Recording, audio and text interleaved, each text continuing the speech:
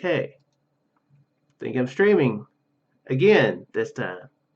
Oh, it says starting now. Things are happening finally. It's happening. Okay, good. Okay, it's muted, so okay, that's good right off the bat.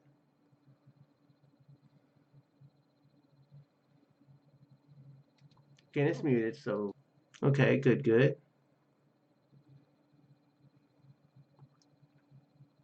What's up, Tomcat? Can you see me pretty well? I actually need to pause the thing so I can. Okay, awesome. Thank you, Tomcat. I said low latency. It's looking like there's more. It looked like there was more of a delay than what I said, but well, I didn't say ultra low latency. Yeah, I said low latency. Okay. Yeah. The other thing you know, being more used to Twitch, as far as my more recent ones, you have to change like your stream key every single time you stream, apparently.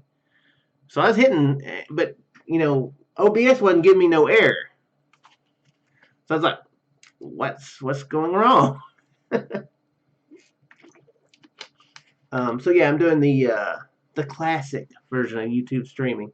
I like the new stuff, but it wouldn't let me edit the stream once I tried to start it. So and I was having to re-put in the same dang information, and it was pissing me off. So I guess from here on, I'll just go classic route. It's streaming to the channel, so that's all that's good. Okay.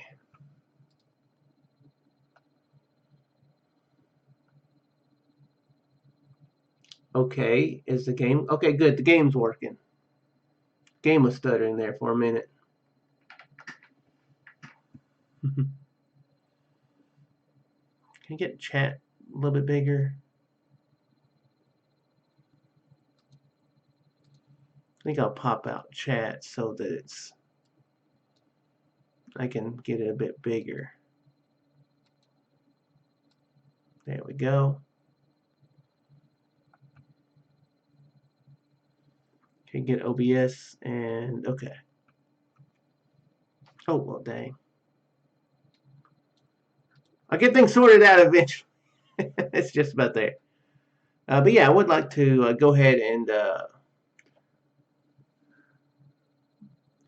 well, I do have some candy. I have some Haribo, not Haribo, but Black Forest gummy bears here. This was a 5-pound bag. Now it's like maybe 1 pound. I'm going on a bit of a ew. I am trying to be on a bit of a sort of diet thing.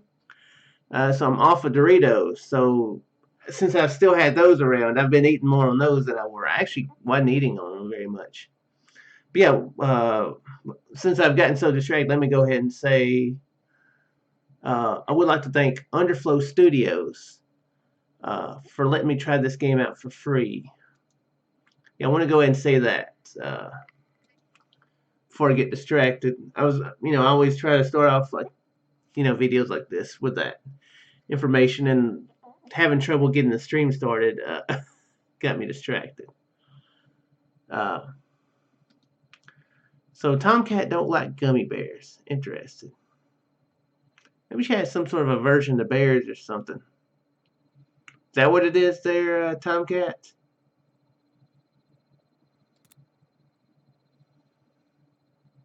Okay. Oh, but anyway, I have played this a little bit.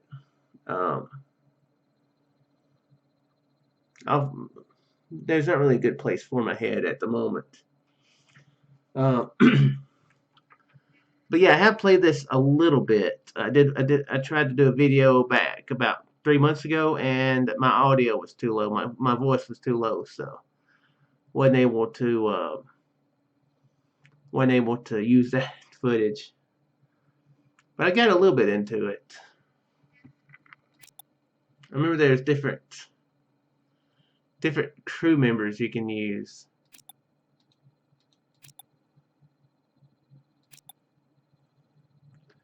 Eric is a proficient mechanic fascinated by the inner workings of things. He prefers to spend time dismantling and rebuilding various machines and often has difficulty relating to other crewmates. Some of his old designs are used aboard the ship, but he is completely unaware of this fact. Huh. For some reason, I feel very comfortable using this machine over here. I don't know why. I just feel comfortable using it. Like I made it myself. I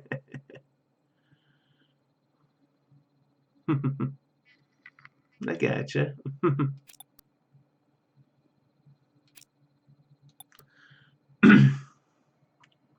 This one's a comedian. Aislinn is amused that a comedian would be selected for the crew.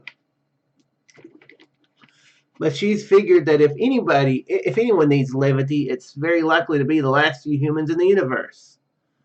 She does get a bit space sick right after waking up, but it hasn't quashed her hunger for space adventure, our food. I think we need a comedian. Every crew needs a comedian. Okay.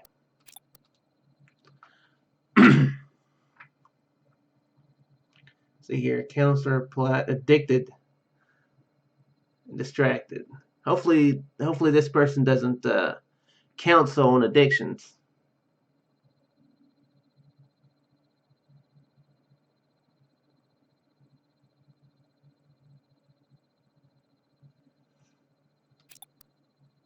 We got a scientist. This is a surgeon who's a kleptomaniac, meaning that he very likely won't leave stuff inside you. That might be a problem. He might actually steal an organ or two while he's in there.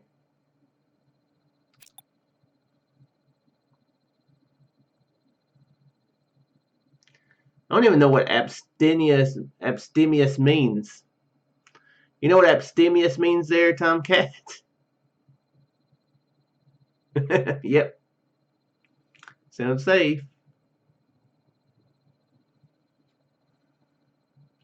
Keelan's crewmates all wonder if he used his political influence to buy a place on board. Whatever the truth is, there's no doubt that he is a natural leader, despite the fact that he isn't very bright. He tends to be a bit overconfident when in stressful situations, but he does mean well.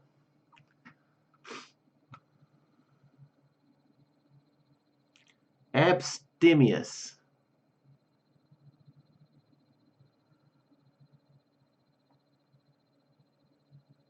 So, politician.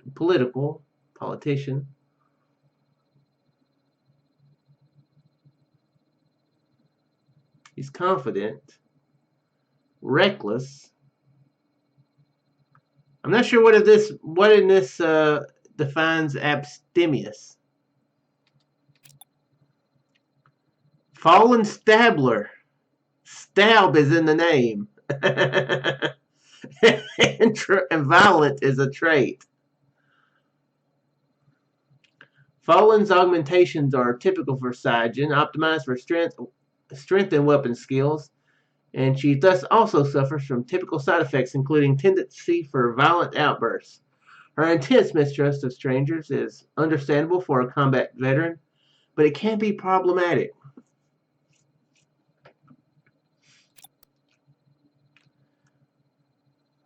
He's an athlete. He's abstemious too.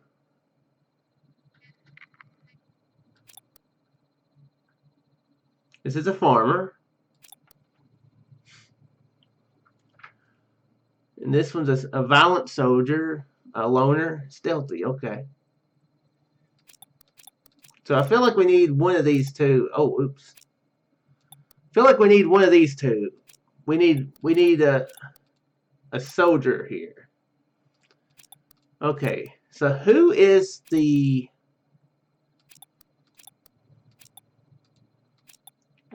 He's got leadership qualities.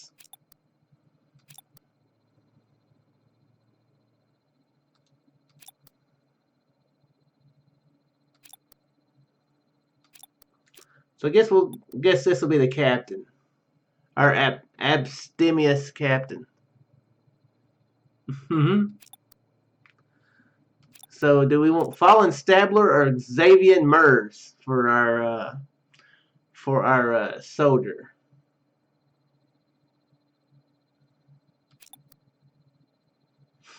Xavier was augmented to improve his combat skills, and he served in the military as a special forces Saiyajin, where he took on those missions requiring the greatest stealth and fewest morals. When a situation gets hot, so does his head, and his violent tendencies can make him a liability. Man, it sounds like both of them can be unpredictable. Let's go with Xavier. Xavier Mers here.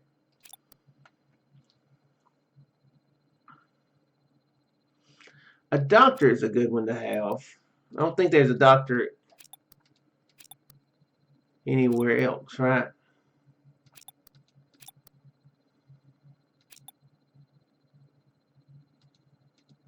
No, none of these others are doctors. There's a scientist. That's a good thing to have on a spaceship.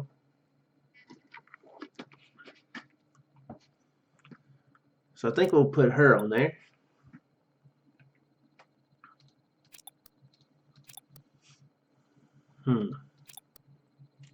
A mechanic is also important to have on there, so we'll get him on there. So we've got a comedian. Science. We've got a comedian and a counselor. They kind of can serve like the same thing, you know. Making people laugh can help relieve stress, and talking things out can do it too.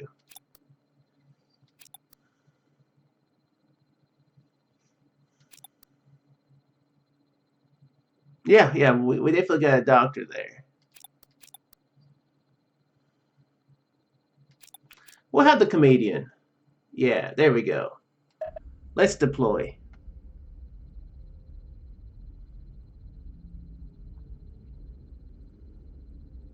I'm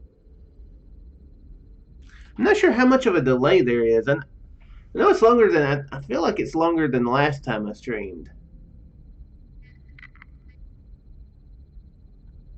We got a little ship there. I'm sure it's not a little ship. It just looks little on the screen.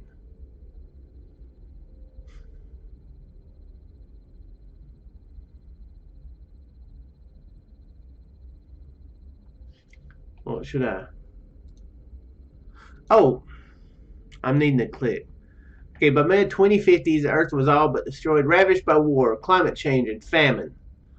Unable to save the planet, scientists, aided by an artificial intelligence, focused on perfecting intergalactic travel so humanity might live on. Starting in 2100, dozens of AI-run ships sailed the void, the fate of their passengers unknown. Your ship, the smallest, fastest, and finest, is the last of these to leave Earth. Yeah, you're not having good internet isn't the best to test how much of a delay there is. But when I pulled up the preview myself, it did seem like it was a bit longer because I was like, am I streaming? And then I heard myself, so I was like,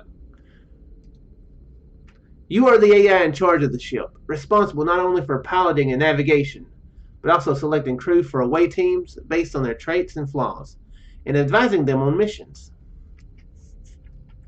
By now, Earth is a dead planet. Your crew is very small, but they are the last known humans. Your choices will determine their fate. Great. Move to the edge of sector and activate light jump to visit new systems. Search each sector to find new planets, moons, and stations. Stock up on food and fuel. And do your best to find your crew a new home. Good luck. They're going to need it. Okay, we've jumped one time. 2 points of interest. Explore sectors for planets. Okay, I guess resume.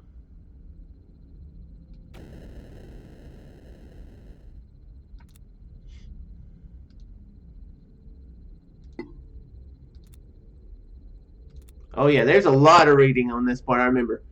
Overview: the Argo is a Theta class vessel, which, seeing as it's the only one of its kind, really means nothing. It was a 27th and presumably last ship launched from Earth orbit on November 3rd, 2127 CE. Fully loaded, the ship weighs about 2.3 million kilograms and is approximately 50 meters long, including the detachable forward shuttle, which takes up roughly the first quarter of the ship. The crew calls the front that the front, but technically speaking, it's more like the top. While in motion, the engines generate about 1 G, which turns the ship into more of a tower than a train, and the crew relies on ladders to get up and down between the shuttle and the rest of the ship. Maximal optimal crew size is 8, but redundant cryopods allow for up to 10. Top speed is unknown. You don't want to think too hard about either of those. You have no idea what Eve, the creator of the ship, was thinking. Okay. You don't really have a house per se. The ship is your body and your brain, if you have one. It's rather decentralized. There are quantum things and processors and so on and so forth, but none of that is you. The ship has a head, but it regularly comes off, so you're pretty sure you're not there. That's about as precise as you can get, though. Such things are for humans to worry about, not you. Your job is to find them a home, not to philosophize. That is a confusing thing, like, you know, you're a program running a ship. Where would your brain be at? I mean, I would think there'd be like kind of a computer core thing, or mainframe, or some other computer server term. Ship astrogation consists of a one of the kind FLRW, or I'll say Flurwurwer unit with a CMB compensator in parallel with dual Rendler boxes featuring a custom Slipher Humason quantum interface of de-entanglement algorithm. Cool idea. Or strontium clock. Obviously, this is all a precursor to the main Lorentzian manifold, obviously, which corrects for pi. Man, that all made sense. Yeah. I don't know. This all makes sense, Tomcat. I don't know why your brain's hurting. The nav computer interfaces with a sandbox clone of your personality, residing within a self-contained Xeon hypercomputer hooked up to a Lindley compensator, Fredkin jump unit, and a Morton's fork. Not salt. It's programmed to use basic Chitin or Chitin avoidance protocols, but it's theoretically allowed to override those if it deems necessary. I will say that they put in a lot of work to try to make this stuff sound sciencey.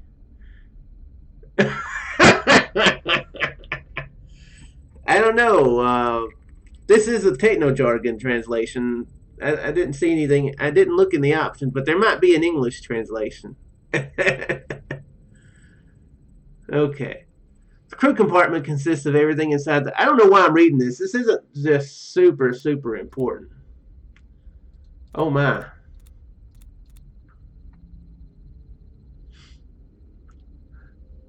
Well, here's some admittance. The truth is, you really don't know how the engines work. It's the first and last of its kind. All you're sure of are two things. Okay, what's this? What does he not understand? Other than the large hollow space inside for the crew, the vast majority of the ship's structure is given over to its engines and fuel processing systems. The centerpiece is a zero-point vacuum energy drive, which uses a Zwicky-Turner transducer to convert dark matter into dark energy for propulsion. Using a second generation Bernadette Klein override unit with a Klepinski Schumacher tachyon accelerator inside a Cherenkov Schmitz Mobius field. Yeah, that's I do think they did the techno jargon maybe a little bit too much. They they needed to dial it back just a little bit. Anyway, that's not that stuff isn't, I don't think, super important. Quarters. Oh well, this does sound like it might be important. The food replicator is one of the systems you'll have to keep an eye on. The Davy Supertasker is programmed with hundreds of recipes, and its Banach-Tarski device can piece together a nutritious and tasty meal in minutes from raw materials. But it can't replicate forever from nothing, and it will need a steady supply of raw carbon-based material to function. Great. I have a feeling we're eating our own poop. Does the crew know? Are we allowed to tell the crew that we're taking the molecules of the poop and reorganizing them into the food again?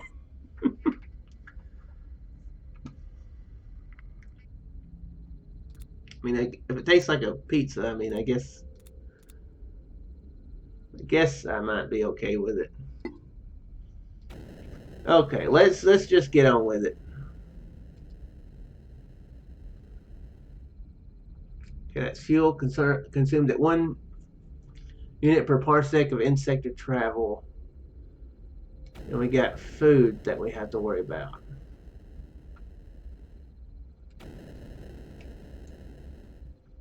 Okay, so we can't do anything off screen. Okay.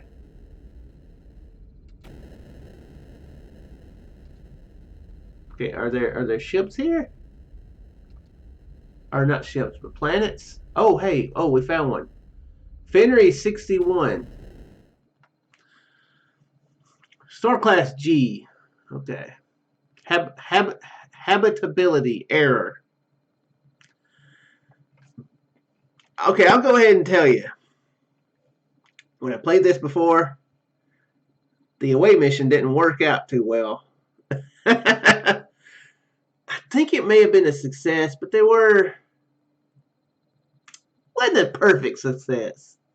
Sensors are not getting a good reading on this planet, so it's unwise to send the crew down. You instruct the crew to remain on the ship and detach the shuttle for a quick excursion and scoop up some raw materials. Sensors are not getting a good reading on this planet, so it's unwise to send the crew down. Instruct the crew. Oh, okay. There are 2 spots where it seems like you might have a good chance of harvesting food. You only have time for one of them, however, and in either case, it's going to be a very quick pass. The equatorial desert or the Arctic savanna. Neither of those seem like a good place for food. The desert where nothing grows, or the Arctic savanna where nothing grows.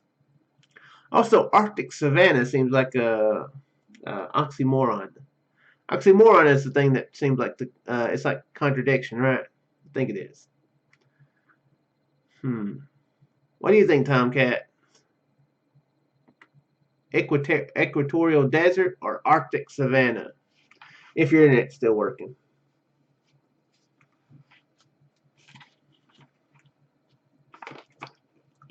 See, I really wanted to just have somebody else make this decision, so it's somebody else's fault.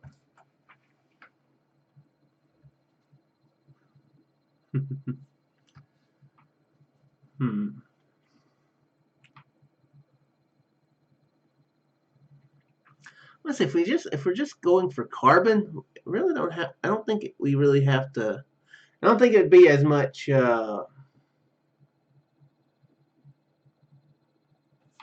Thought had to go into this decision or we'd have to think about it differently. Anyway, I'm thinking about desert. Back on the ship, Michael Rennick volunteers to remote pilot the shuttle.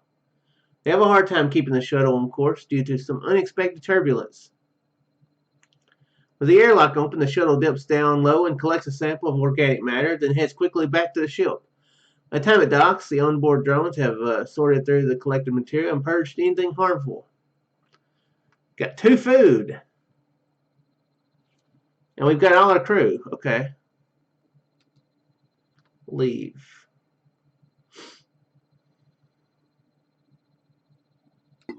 Okay. Well, that helped, I guess. I don't know why we had to choose only two. Okay, although your mission isn't a scientific one, there are a number of stellar and interstellar phenomena you have been programmed to observe and study should the opportunity arise. Possible benefits range from expanding the boundaries of human knowledge to discoveries that may lead to improvement of ship systems. There's also value in giving the crew something to focus on for a while. Okay. Although your mission isn't okay. Uh, long range sensors picked it up a day ago, but it took Xavier Mers' curiosity to notice that there was something worth investigating. Is there a noise on there? You call the crew into the shuttle to discuss. Faintly visible in the distance is a faint lensing effect of a small black hole. Okay, let's perform a cursory inspection. Black holes with smaller than stellar mass have been theorized about since the late 1900s, but detecting and observing them in the wild has proven difficult for humans. This particular specimen is large, but observations should be possible from a distance that does not represent a threat to the ship. Gravitational forces will require a degree of fuel expenditure, though. The prospects of taking time out to research something new seem to excite the crew. Keelan Reeser stares intently at the readings. I've never seen anything like this. Look at that, Eric Pritz, pointing out details to the rest of the crew. Clearly they are eager to study further. Studying this is a chance of a lifetime, says Cora Emmer, showing their scientific background. How many humans can say they personally witnessed celestial phenomena like this? Imagine the papers we could write. Xavier Mers makes a point of telling everyone that they discovered it and have naming rights. Hey, this is the Mers hole, okay? They're excited, but I feel like I have to do it.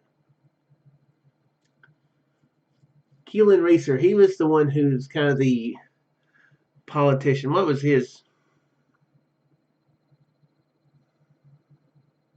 He was kind of the one that did it first, except for Xavier Mers noticing it. Okay, let's investigate this thing. You plot a course into an orbit a safe distance out from the black hole. A more detailed study is possible, but it'll take time. Time during which the crew will need to eat. Okay, well, gonna hope for the best.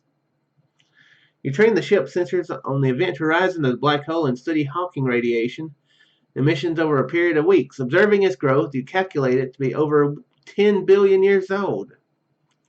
Eventually, the black hole consumes all the nearby matter that doesn't have a stable enough orbit to avoid being consumed within the crew's lifetime. Just analyze that data. The data collected is revealing and provides some possible means of improving ships' sensor efficiency by a small amount. Scientific curiosity satisfied, you plot a course away from Mers. N365392. Yep.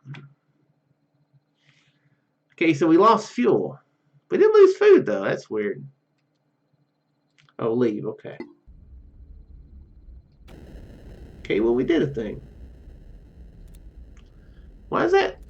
It was kind of upgrading. Analysis of research gathering from black hole. Okay.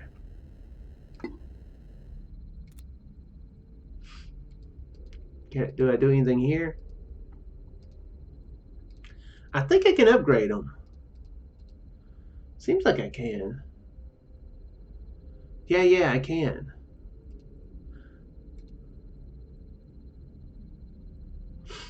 Okay, yeah, I can upgrade them. Well, here's another planet. We're definitely going to need some food. We're running out. Sensors not getting a good reading on this planet. So send the crew down. You instruct the crew to remain on the ship and detach the shuttle quickly for a quick excursion and scoop up some raw material. Arctic desert or Arctic savanna? Let's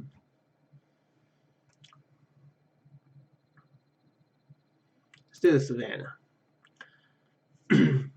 Okay. They show excellent leadership qualities, even when they're the only one leading it. When the only one they're leading is themselves. That's fine, Tomcat. That's fine. You have a good night. Okay, we got a good bit of food that time, so. With the airlock open, the shuttle dips down. Okay. So we did that. I keep forgetting I have to click leave there. So food is better. I'm worried about fuel now.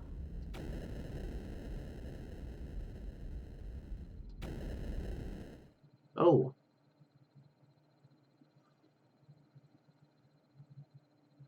Okay, what's this? What's this doing? In the distance is an asteroid tumbling through space. Humans have long discovered asteroids and even had successful mining operations on a number of larger asteroids in the Sol system. Determining their composition and whether they contain anything useful has always been difficult. However, this asteroid appears to have been involved in some kind of collision and is dragging a trail of debris. The object is moving at significant speeds. Catching up will require a degree of fuel expenditure. The prospects of taking time out to research something new seems to excite the crew. Cora Emmer stares intently at the readings. Sorry, I just read the last. Never seen anything like this. Look at that, says Cora Emmer again, pointing out details to the rest of the crew. Michael Rennick lets out a long whistle and murmurs, "Would you look at that? Dibs on Navy gets Xavier." I think Xavier Merz's ambition is to name everything in the galaxy. He's like, yeah, right now we're passing the Mers star 383-352, and that is the Mers black hole right there. We got there's the Mers comet, and we got the Mers planet 52. Man, just wait till you see Mers 28. That one is awesome. Going to build a beach resort there. Clothes optional. Yeah, I think that's his ambition. He wants to name everything in the whole galaxy. He wants to name so much in the galaxy to where the galaxy is renamed to Mers. I think it's like just makes sense. Rename the galaxy. Let's investigate. Possible that expending further resources. Yeah, definitely then. Eventually, the drones have collected enough asteroidal debris for reasonable study. Analyze it. It's revealing, but not practically usable. Scientific curiosity satisfied, you plot a course away from Mers aid slash 3976-24 CM1. That's funny. Okay, so do we go? Okay, we can go off the thing. That's right. Okay. Points of interest 1. Explore sectors for planets and systems. Find a new home. Okay, yeah. This is all the same. We are really low on stuff. Ooh, Asimov. Ooh, habitability there. 32.39. Summary: if this location wasn't programmed into the ship's maps, it would not have even been worth slowing down for. Sensors detect no signs of life, no obvious fuel sources, not even any obvious carbon-based material for the food replicator. It's a dead world. The precise target, however, seems to be a large moon in orbit around the planet. No more alive, but slightly more interesting. Okay. So, okay, we're deploying the crew. So this is the leader.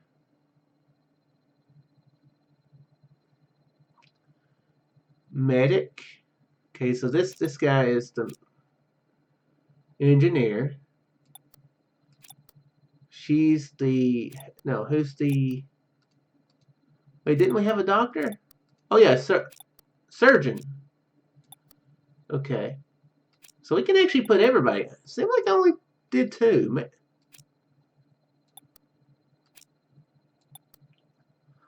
Okay. Let's see what we do here. Mission details.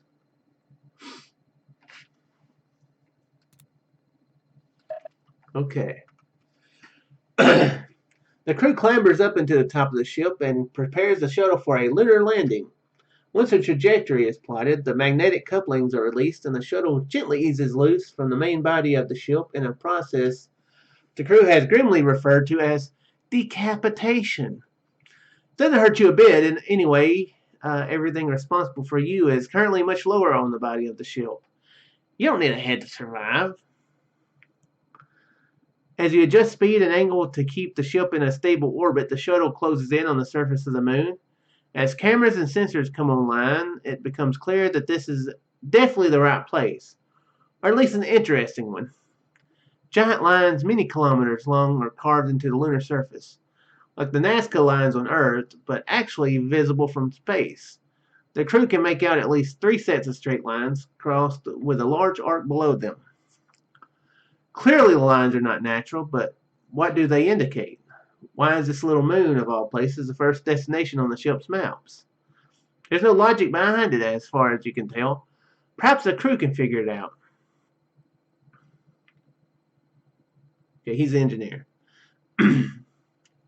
Eric Pritt scratches their head a bit and starts sketching something in midair with their finger. I bet it's a map of some sort, they say. A face map.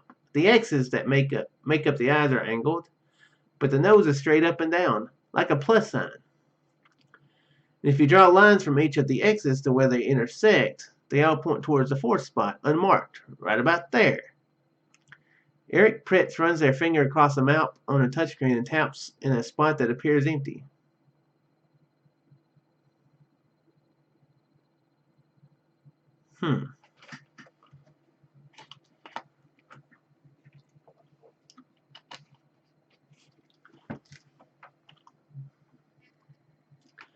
Okay, we'll trust his instincts. We'll head for the unmarked side. Excuse me. A plateau rises up before the shuttle. Even from a distance, it's clear that the crew that there is something about the area that's unnatural. Not in a scary, spooky way, but in the sense that nature clearly did not make everything here. The sides of the plateau are a bit too steep and regular. Some hand had a part in shaping this terrain. The question is, was it human? There are no obvious structures atop the plateau, but readings indicate that there are several hollow spaces rather near the surface. It's likely that there is more here that meets the eye. There are 2 decent landing areas, dead center or off to the north. The center looks more convenient, but the northern edge looks a bit safer.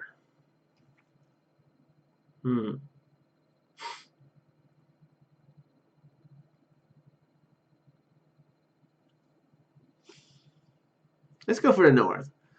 Let's try to keep them safe. Nose is itching. The shuttle lands near the northern face of the plateau, settling gently to the ground. There is no sign of the pervasive dust found anywhere else on the moon. The surface is clean and smooth, although not quite what one would call polished. The crew leaves the shuttle to look around, but finds no obvious way underground. Perhaps there might be a path elsewhere. Upon exiting the shuttle, Eric Pritz can't help but notice what looks like something metallic beneath the shuttle. It's extremely irritating to have to do it, but the shuttle is boarded and flown exactly 3 meters away, then powered down again. Sure enough, there's a metal hatch in the ground, right where the shuttle had landed. Okay, let's enter the hatch. Does this... Okay, it does show like food and fuel. I don't know if that'll change like in the mission. Excuse me. The hatch opens to reveal a rather deep shaft, about a meter wide, with handholds carved into the stone on all sides. The crew heads down, taking care to avoid a falling incident. Fortunately, the etchings in the stone are deep and practically unused, and are easy to grip. The bottom is quickly reached. The crew turns up the brightness on their helmet lights, revealing a relatively small chamber with stone carvings etched on all sides. In the center is a statue. It is clearly that of a man. This chamber and everything within definitely came from humans. The away team is definitely on the right path. I don't know why I wasn't thinking. I mean, I'd played this before, so I should have known there'd be a lot of reading. I don't know why I was thinking, yeah, not that much reading. Okay. Let's check out the carvings.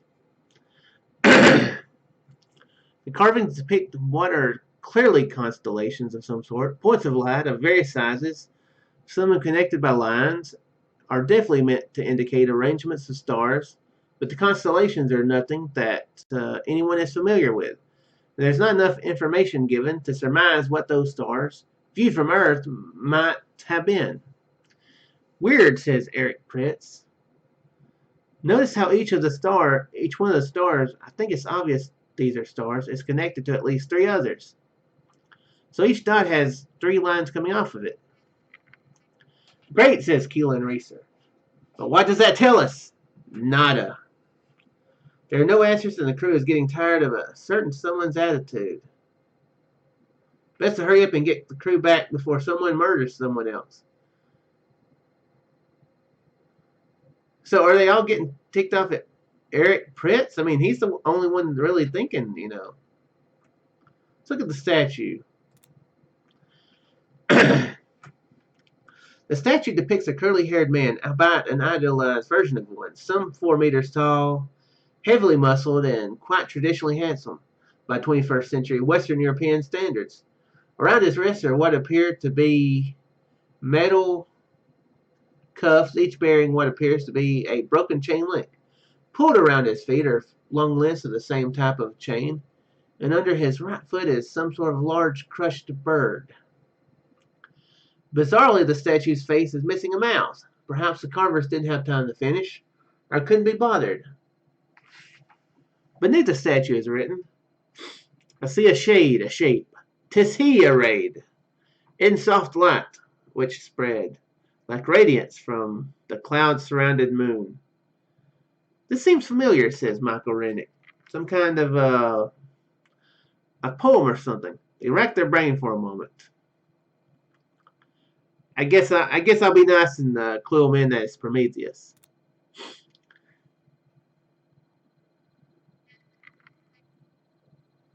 It's Prometheus, specifically Prometheus Unbound, poem by Percy Bysshe Shelley. I was just about to say that, says Michael Rennick. Sorry, Michael. Sheesh. Sorry. I'll keep my AI thoughts to myself. Fantastic, says Keelan Reeser. What does that tell us? Nothing. Man, Keelan is such a pessimist. No one has any answers, but the crew agrees that someone is pushing their luck. Okay, so I think they're ticked off at Keelan. It orders the crew to return to the ship. The away team carefully records everything, then gets back into the shuttle and leaves the moon's surface. No further conclusions are realized on the way back. Once the shuttle has recoupled and the ship has its head back, the crew uploads the rest of the data into your system and heads off to find food and prep for the next journey, slowly, since they have to reorient themselves now that their frame of reference is 90 degrees off and gravity provided by the engines is down again. By the time they've stumbled down the first ladder, you've solved the mystery. You inform them once they've settled in. Destination system identified. New course set. New nav computers updated.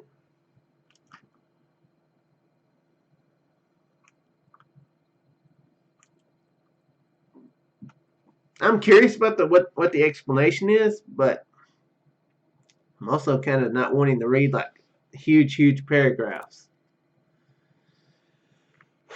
The large carving is an abstract depiction of a human face. The arc is clearly a smile. A statue bears a quote, but the quote. What? It bears a quote, but the quote. Oh, okay, like the statue's face is incomplete. The actual quote from Percy Bysshe Shelley's poem, Prometheus Unbound, is as follows. I see a shade, a poem. I see a shade, a shape. 'Tis he arrayed in the soft light of his own smiles, which spread like radiance from a cloud-surrounded moon. The missing words from the poem were from Act 2, Scene 1, line 121. Note the rest of the quote. A shade, a shape, like radiance from the cloud-surrounded moon. That is where the carvings come in.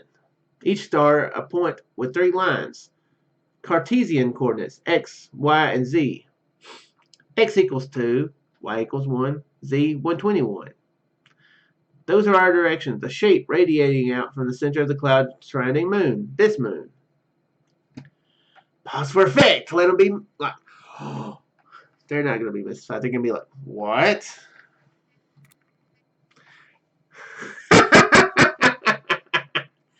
Well, clearly someone has a lot of time on their hands, says Keelan Reeser. Or is just showing off how clever they are. But okay, fine. So what about the big face carving? The phrase of his own smiles indicates that we must look for a smile. And since neither the statue nor the quote contain one, we must look elsewhere. And therefore the large smile carving provides us the final number we need. That smile is also an arc, which can be measured in arc seconds. Okay. Another measure which relates to an arc is a parsec, which you may or may not know, depending on your particular realm of knowledge, is how far a distant object needs to be to have a parallax of 1 arc second. Clearly then, yes, clearly, says Michael Rennick, voice dripping with sarcasm. Man, this Michael Rennick, sheesh.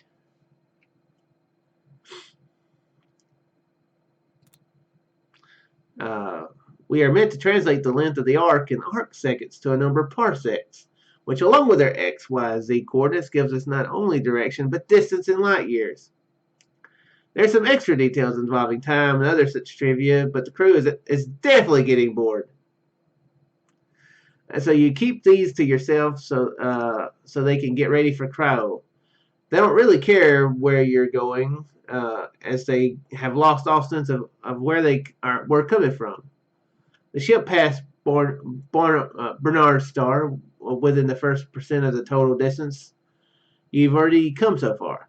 I have already said, of course, I will spare you the details, but it's heading towards what you'd maybe recognize as Andromeda.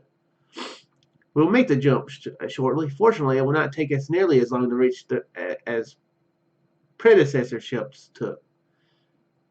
And we were supposed to figure all that out? Asked Keelan Reeser. Yes and no. A human was meant to recognize the human touch in the message, the statue, the face, the carvings. An AI was meant to analyze the data based on those observations. This message was meant only for us, the ship or another like it, human and AI together. Whoever left this encoded message believed that only together could we have solved the problem. What you Levin said is that it was probably true for an AI, as it was known to humans aboard the predecessor ships. You, of course, are far more capable of interpreting and evaluating things like emotion and creativity. There's no need to point that out to the humans, since it would only make them feel sad and uncomfortable. Case in point, see how well you predicted that emotional response. You'd pat yourself on the back if you had one. Okay.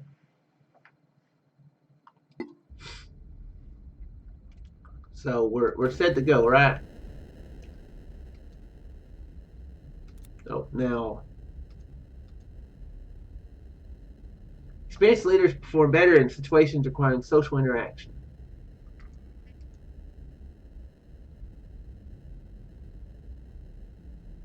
Hmm. Oh, hey. Prometheus statue sketch, jump 2. The sketch of the statue on the moon of Asimov 66 M. Huh. Lunar surface mount. Jump 2. Yeah, that's cool.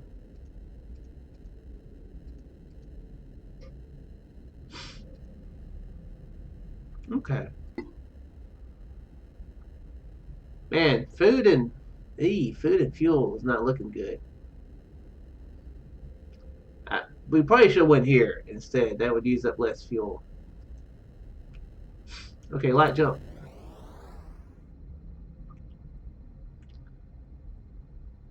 Okay.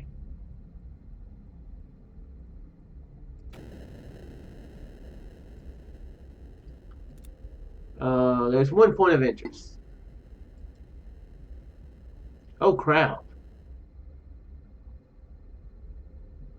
Ugh. We don't have any food left. That's bad. Okay. Long range sensors picked it up a day ago, but it took Michael Rennick's curiosity to notice that there was something worth investigating. Called the crew to faintly visible in the distance is a faint lensing effect of another small black hole.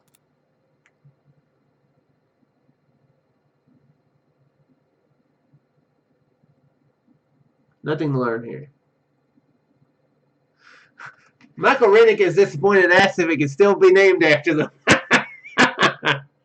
Mers is a dang it. Uh, I should have saw it first. Yeah, we didn't have the fuel or anything to investigate it. Man. Uh-oh. The ship has run out of raw material for the food replicator. Unless a source of food is found, the crew will starve to death. Uh-oh. Ooh. The replicator itself is fully functional. The Bannock-Tarski device is in perfect shape, and the Davies supertasker checks out as well. The replicator itself is simply can't replicate and produce actual food without a source of carbon chains. And the hopper is completely empty. There is an ample supply of supplemental vitamins, but that won't keep the crew alive, just prevent scurvy while they starve. I guess there's a bright side at least. We're gonna die slowly, but at least we won't have scurvy. What are we gonna do? Asked Cora Emmer. Do we have any potatoes hiding anywhere? Is she the comedian? No, she's a scientist. Anyone have any helpful thoughts on the matter? I know we've been in worse predicaments, says Keelan Reeser. Maybe we should just calm down and see if we can get our minds off it.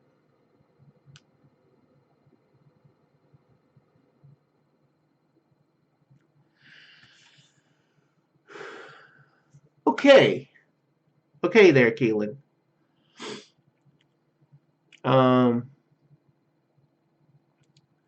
Not having food is quite the bad situation. It's quite the emergency, so I think we should deal with it now.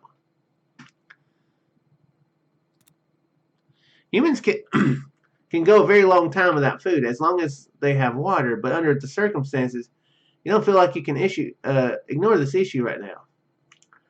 I have no doubts that we can figure this out together, encourages Cora Emmer. Sylvia and Murph spend some time at the back of the ship punching the hole as hard as they can. It's no threat to you, but it does play their fists. I've been crunching some numbers, says Michael Rennick. I think we might want to consider using the cryopods.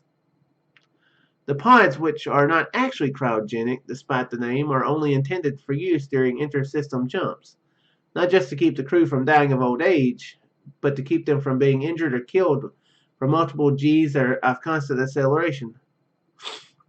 However, Michael Rennick's proposal, once you hear them out, seems sound.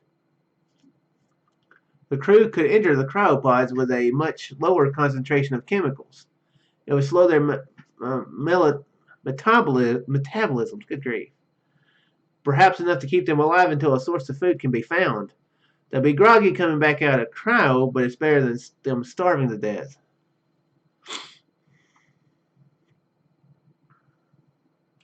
Now let's do the cryo thing. The idea seems questionable, but the science is sound, and while it wouldn't resolve the food issue, it would keep the crew alive for a bit longer. Popping in and out of short-term cryo will wreak havoc on their systems and metabolisms, but it's worth the risk. You order the crew into cryo and make the adjustments. You'll wake them again at the next planet you locate. Okay. Well, we're gonna run out of fuel too. Oh, hey, we found a planet. Okay, atmosphere of this planet is completely unsuitable for human life, or indeed any form of life you can think of. In fact, it might very well be comparable with what Earth's atmosphere likely looks like at this point. Choked with toxic gases beneath the dense dark cloud cover, however, there's definitely a solid surface and a very good chance of finding some sort of fuel for the ship. Even if sending the crew down to look is a risk, it's a calculated one. Okay. Let's send everybody. Okay, he's the surgeon. He's the engineer. I have a feeling that they're all going to be so hungry they're going to die. Okay. All the sensor readings are a bit strange, admittedly. Everything indicates that there is no possible way anything is alive down there. And yet, some of the results are in line with what you'd expect to see in life form if life forms were present. There were some Earth creatures who lived in some pretty inhospitable environments. Certain worms, bacteria, and the like thrived at the bottom of the ocean, around geothermal vents, for example. If there is anything down there, it's probably something like that. So as long as the crew keeps their suits on, they should be just fine. Somebody's going to die, most likely. Surely the biggest challenge, however, will be finding a place to set the shuttle down safely. Once inside the atmosphere, it becomes clear that the planet is very geothermally active, and much of the terrain is covered in molten rock that's high enough to melt important pieces of the shuttle within a few minutes of setting down. You instruct the crew to try one of the poles, as they do appear a bit cooler and more stable. Okay. Let's go to the North Pole. Maybe this place has a Santa. Maybe we can get some food from the Santa guy. This Liguan Santa. Excuse me. Your crew, led by Keelan Reeser, manages to find a decent spot for a shuttle to land after a few passes. They select a high plateau overlooking a narrow valley choked with what at first glance looks like something halfway between dirty water and tar, or perhaps molasses. The ambient temperature outside is high enough to keep whatever it is flowing rather freely. However, and in fact, it is flowing rather freely, however, and in fact, a small stream of the stuff trickles past the shuttle about 100 meters out before running off the side of a cliff in a sort of tar fall. As the crew vacates the shuttle, albeit with some reluctance, they find the terrain solid and safe enough, if a bit sticky. Bits of black gold flecked stuff cling to the bottom of the crew's boots, but appears to pose no harm to either crew or suit. It will probably take a bit of effort to wash off, however. Ready for anything, Keelan Reeser looks around, but sees nothing of particular interest, so they throw the decision to you. Sensors show nothing in the immediate area, so it's exploration no matter what.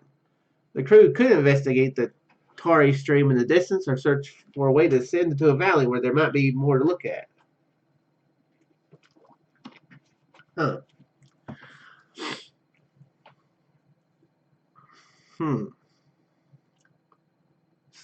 Not really sure. The stream, I'm curious. There might be some useful stuff for the stream. Can we like use the stuff to make food? Or we could do the valley. Let's go to the valley. Yeah. Why is their name kind of grayed out there? You direct the crew to head further down, feeling that they'll have better luck down there. The resources look a bit scarce up here. The valley isn't too deep, but the descent looks rather steep. The crew cautiously makes their way down the cliff face, wondering if they'd have been better off just landing the shuttle at the bottom. Before they're even a third of the way down, Aislinn Flilf manages to locate a faster, safer way down via a slightly less steep path previously obscured from view. Climbing back up will take just as long, but it will certainly save some time on the way down, and be a lot safer to boot.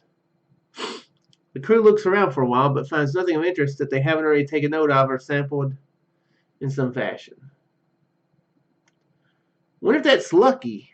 Finding that path. I wonder if that has to do with the lucky trait. Let's keep my eyes peeled. They're just about to turn back to the shuttle when there's a strange sound nearby, a cross between a rumble and a squelch, as if someone had dropped a wet 1,000-kilogram sponge off a tall building. When they turn to look, they see a giant humanoid form has erupted from the ground. Formed from tar-like sludge, it has no visible face, but a head and arms can clearly be made out. Whether it's mocking or mimicking the human form, or this is its natural shape, is unclear. What quickly becomes evident, however, is that it's intelligent because it begins to communicate with the crew. "Are you hearing this?" asks Keelan Reeser. You respond negatively. "I think it's using some sort of telepathy," they continue. "I can hear it in my head. I know, it's ridiculous, but still. Tell me what it's saying so I can assist." "It's angry that we're here," says Keelan Reeser, "and wants to know what we think we're doing."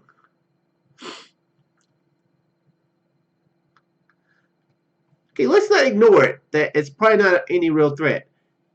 What does it say exactly? A giant humanoid form. It makes me think it's a threat. It's a threat, so.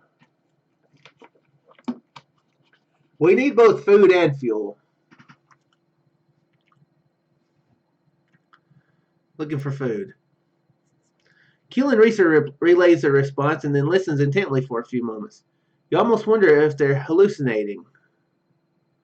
Telepathy isn't something you thought was possible. Of course, if it's hallucination, and they're still managing to communicate, then maybe it doesn't matter if it's mental communication or not.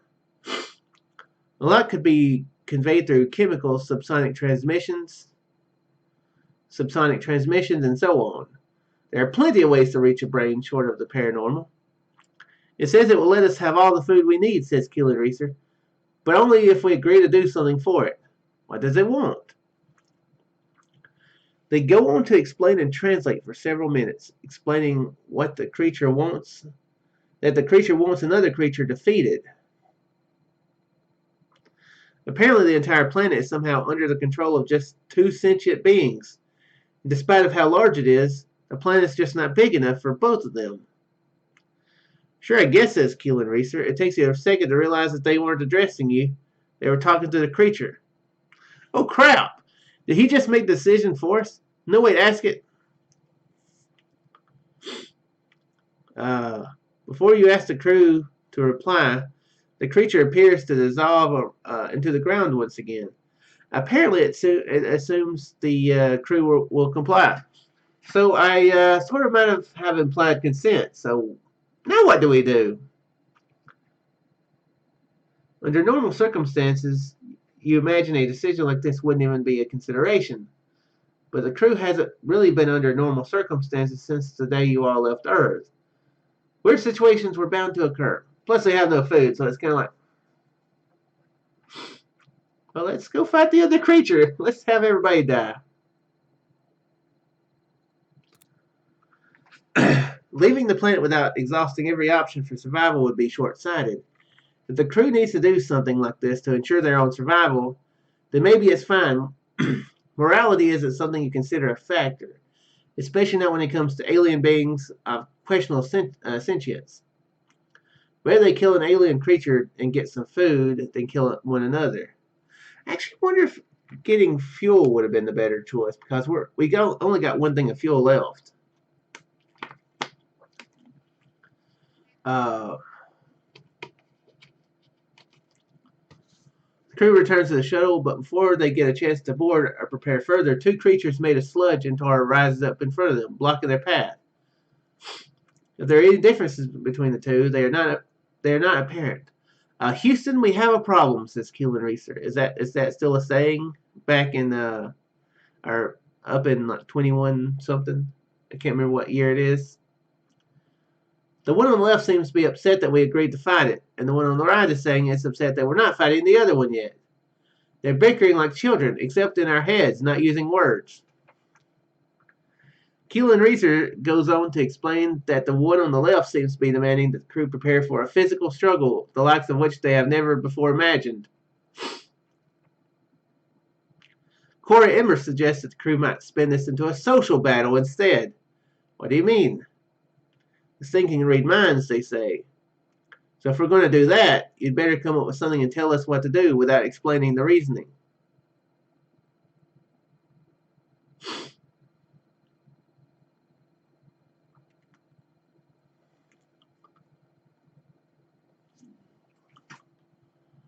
A team contest like Space Jam? Can we call it Michael Jordan? I'm curious what a team contest means. Let's do that. You begin to get a sense that there's more going on here than it appears. You run some more scans, more focused now that you know what you're looking for, and the results confirm your suspicions. The entire planet is covered in the same black goop almost equally, though at various depths. There are not two or more creatures on this planet. There is only one. The planet is the creature, one symbiotic whole. They're the same creature, you say.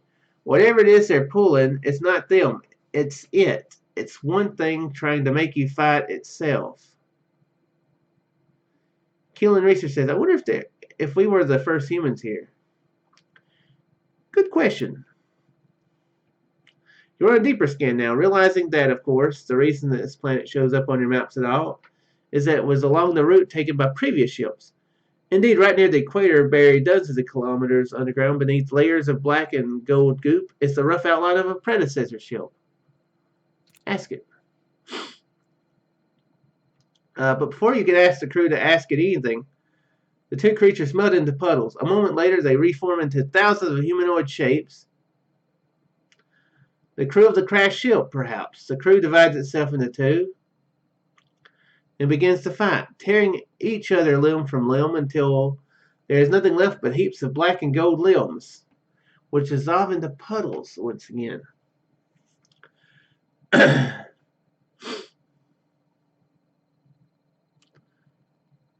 Okay, that looks like the end of the mission. Okay. Which observes the crew with a faceless gaze. You're not sure what the game was exactly, but you're sure it's over. You order the crew to board the shuttle. As they do so, the creature deposits some of its material outside the door. A going away gift? A booby prize? What do you mean by booby prize? Boobs? Who knows? The crew accepts it regardless. No sense leaving anything behind something that might prove useful. The crew is relieved when the shuttle finally reconnects to the ship.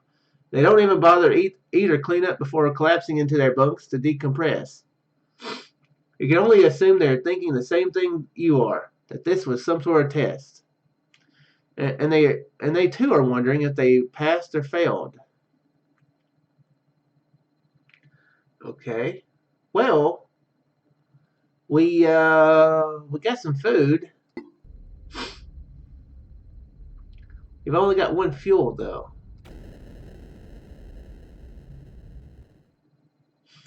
Ship is out of fuel while the main engines run on dark energy. They require a source of baryonic matter to initiate the reaction.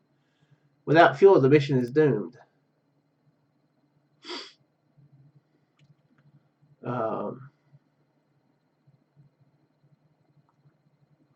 Without any source, the ship will not be able to move, and the crew will eventually starve to death.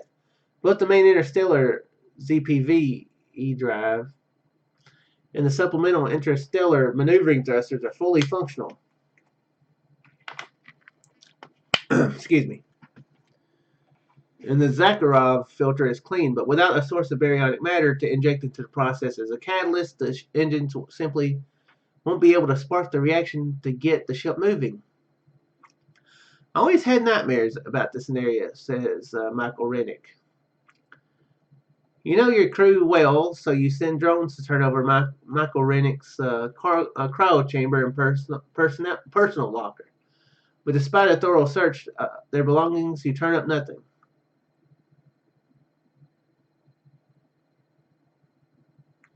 I'm deeply, deeply wounded, they say. It hurts that you don't trust me. There aren't too many opinions, too many options, but something needs to be done. You consider all the options and narrow things down to the few choices most likely to result in fuel.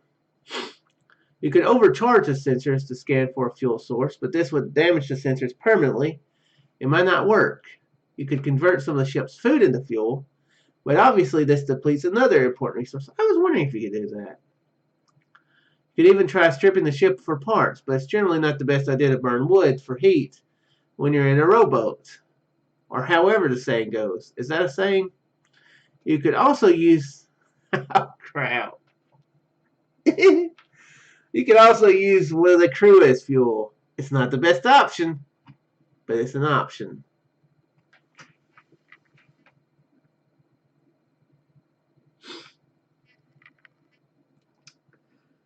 So,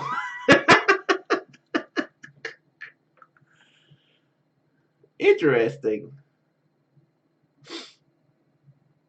We could have one of the crew members be fuel. Interesting.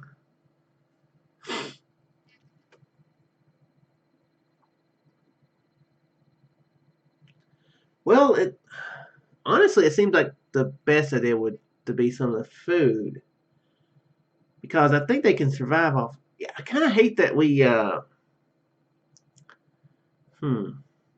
let's do the food. Never openly advertised the fact to the crew, but since it's all baryonic matter, it's actually possible to convert some food into fuel. You're reluctant to do it since it means depleting food stores, which could lead to starvation. But there's no other good choice. You have 10 units of food left. How much should you convert to fuel? Every 2 units of food will create 1 unit of fuel. Let's do half. So that puts the 5 food and we'll have 2 fuel. The fuel supply isn't exactly hooked up to the food replicator, but it doesn't take very long to get a few shipboard drones to shuffle things around. The crew is relieved to hear the engines fire up again. The long-term prospects of for fuel could be better, but the immediate problem is resolved for the moment. Okay, so we've got 5 food. Wait, why did it go down to 0? Oh, oops. Okay, there's 1 point of interest here. Oh, but anyway, I think I'm going to go ahead and call the stream here. Reading all this is hurting my throat. This is a fun game. I'm doing better than I did before.